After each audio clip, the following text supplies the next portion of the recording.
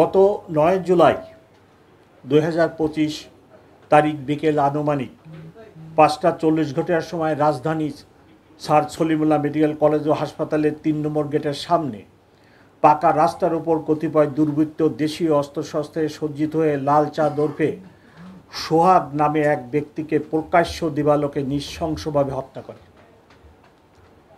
আমরা এই ঘটনায় মর্মাহত ও নিহতের পরিবারের প্রতি গভীর সমবেদনা জ্ঞাপন করছি। ঘটনা চলাকালীন সময়ে 999-এর মাধ্যমে চকবাজার থানার ভারপ্রাপ্ত কর্মকর্তা ঘটনার সংবাদ পাওয়ার সাথে সাথে বিষয়টি চকবাজার পুলিশ ফাঁড়িকে অবহিত করলে চকবাজার পুলিশ ফাঁড়ির ইনচার্জ সাব ইন্সপেক্টর সরোয়ার কয়েক মিনিটের মধ্যে ঘটনাস্থলে পৌঁছে। সেখানে গিয়ে পুলিশ দেখতে পায় অভিযুক্তরা একটা মবের পরিবেশ তৈরির চেষ্টা করছে। চাঁদাবাজদের জায়গা নাই, ব্যবসায়ীদের ভয় নাই, এরকম স্লোগান দিচ্ছে। এই অবস্থায় চকবাজার থানা পুলিশ ফাঁড়ি ইনচার্জ সাব ইন্সপেক্টর সরোয়ার ঘটনাস্থল থেকে সন্দিগ্ধ মাহমুদুল হাসান মহিন এবং ঘটনাস্থলের পার্শ্ববর্তী এলাকা থেকে রবিন নামে অপর একজনকে গ্রেপ্তার করে। পরবর্তীতে প্রত্যক্ষদর্শীদের বর্ণনা ও ঘটনাস্থলের সিসিটিভি ফুটেজ বিশ্লেষণ করে আরও 7 জনকে গ্রেপ্তার করা হয়। মোট গ্রেপ্তারের সংখ্যা 9। উল্লেখ্য যে ভিকটিম সোহাগকে উপর্যুপরি পাথর নিক্ষেপ করা ব্যক্তিকে চিহ্নিত করা গেলেও সেই সময় তার পরিচয় শনাক্ত করা যায়নি। পরবর্তীতে পুলিশের বিশেষ টিমের সহায়তায় তার পরিচয় নিশ্চিত হয়ে তার অবস্থান চিহ্নিত করে 15 জুলাই তাকে পটুয়াখালী জেলা হতে গ্রেপ্তার করা হয়। প্রাথমিক জিজ্ঞাসাবাদে জানা যায় তার নাম মোহাম্মদ রেজওয়ান উদ্দিন অভি, বাবার নাম মনোরঞ্জন বসু, মাতার নাম বিউটি দেব মিলা এবং সে একজন ধর্মান্তরিত মুসলিম। এই ঘটনায় পাথর নিক্ষেপকারী 2 জন সহ মোট 9 জন আসামিকে গ্রেপ্তার করা হয়েছে।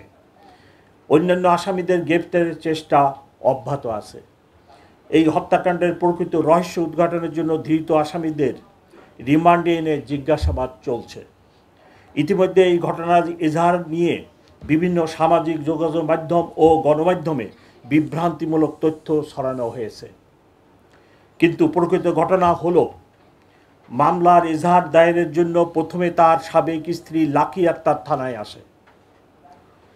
কিছুক্ষণের মধ্যে ভিকটিমের সৎ ভাই রনিউ থানায় আসে।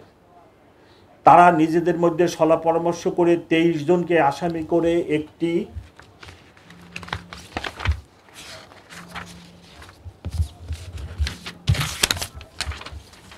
খসড়া এজাহার প্রস্তুত করে। এরই মধ্যে ভিকটিমের আপন বড় বোন মঞ্জু আরা বেগম, বর্তমানে মামলার বাদীনি, থানায় এসে এজাহার দাখিলের আগ্রহ প্রকাশ করে। তখন তার সামনে পূর্বের খসড়া এজাহার উপস্থাপন করা হয়। এ সময় বাদীনির মেয়ে উক্ত খসড়া এজাহারের ছবি তুলে রাখে, যা পরবর্তীতে সোশ্যাল মিডিয়ায় ছড়িয়ে পড়ে।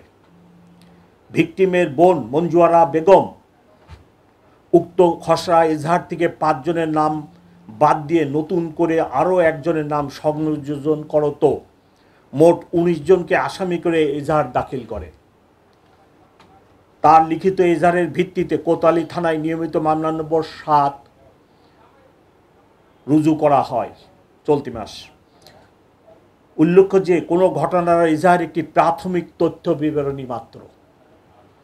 এজাহারে উল্লিখিত ঘটনা তদন্ত সাপেক্ষে প্রয়োজনীয় সাক্ষ্য প্রমাণের ভিত্তিতে বিজ্ঞ আদালতে পুলিশ প্রতিবেদন দাখিল করে।